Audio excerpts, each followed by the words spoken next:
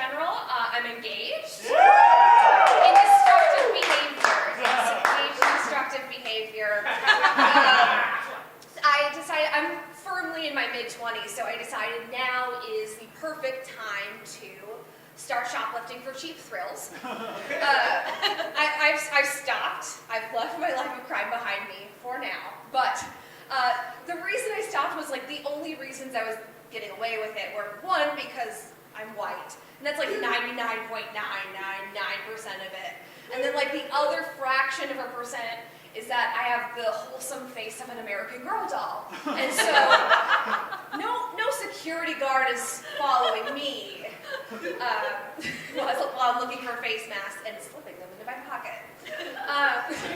I'm a bit of a late bloomer, as evidenced by my mid-20s rebellion.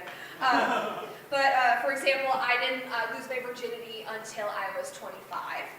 And I am 26 right now, so I'm like still the afterglow of it, you know? Like, I feel like a new woman. But there's like this, like, I didn't wait for any sort of like religious reason. I wasn't saving myself for marriage. Like, the reason it took me so long was I just procrastinated. Like, it was on my list. I was like, gotta lose that V card. And I totally slept on it. But in my defense, I did not know when the assignment was due. So it's my fault that I didn't turn it in on time or get it in on time. I hate myself for that. But there like is this point somewhere between like high school and college, that kind of like age range where it goes from being like, oh, it's not a big deal if you haven't had sex, to it being like surprising. It's something you like that like you have to warn people about. A couple years ago, I was at a doctor's appointment, and I had my mom with me because she paid for my insurance. And the nurse is going through all like the standard questions that they ask you when you like go to the doctor, like, do you smoke? Do you do recreational drugs? I said no. I think you could have figured that out about me. And then the nurse says, are you sexually active? And I said no. And my mom goes, oh, honey, you don't have to lie because I'm here.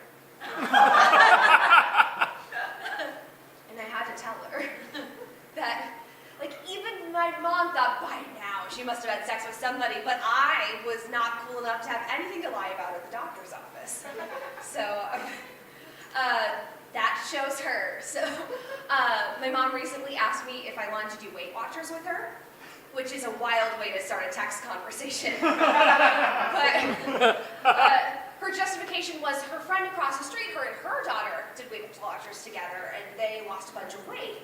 And like, I feel like I am a little too old for like a mother-daughter activity, but like mother-daughter eating disorder isn't like my first choice. Like I do like a wine and paint, like I'll do a Zumba, but I'm not counting calories with you, Jennifer. And also like, do you want to fight? Like I'm ready for it. I have been building up. I have lots of evidence. I have been keeping score. The moral of the story is we inherit our parents' trauma. But the good news is I'm in therapy, so don't worry. Yes, thank you, therapy. I was seeing a therapist for a while, and I stopped because she was canceling appointments as much as I was.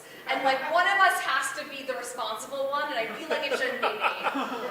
And then it turned out like I made the right decision because like months later I was driving through Uptown during the Uptown Art Fair, and I saw my therapist cross the street and she was vaping. So I feel like I dodged a bullet.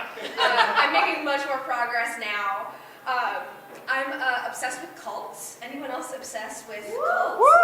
Yes, thank you, my kind of people. I think part of it is like you're fascinated by how someone can be manipulated, but another part of me is like I feel like I would really like being one. I feel like it would be fun. I know this like because I was in a production of Cats the Musical, which is absolutely true. In 2015, I was a theater major, and there's a lot of like rhythmic chanting. You're like wearing weird shit. Like but it's so much fun. I had the time of my life. Highly recommend being in Cats if you can. I feel like theater people in general make great candidates for cult members. Like they take direction very well. They love a costume, you know, like me like denim skirt, I'm here, you know, like, and I mean, we already joined one cult, it's called being a theater major. It's like easy, it's like a gateway cult to other cults.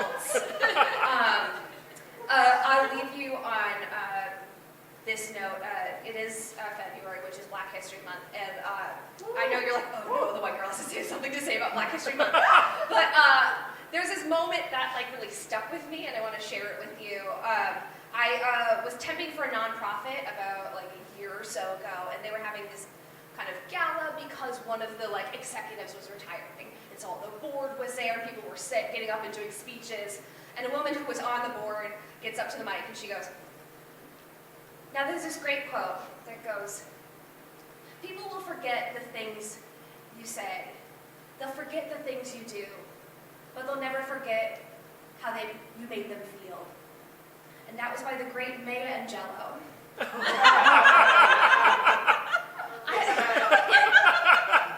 Nobody else batted an eye. It was like me and one other dude. We locked eyes. We were like, does she think that's how you pronounce Maya Angelou? Like, oh no.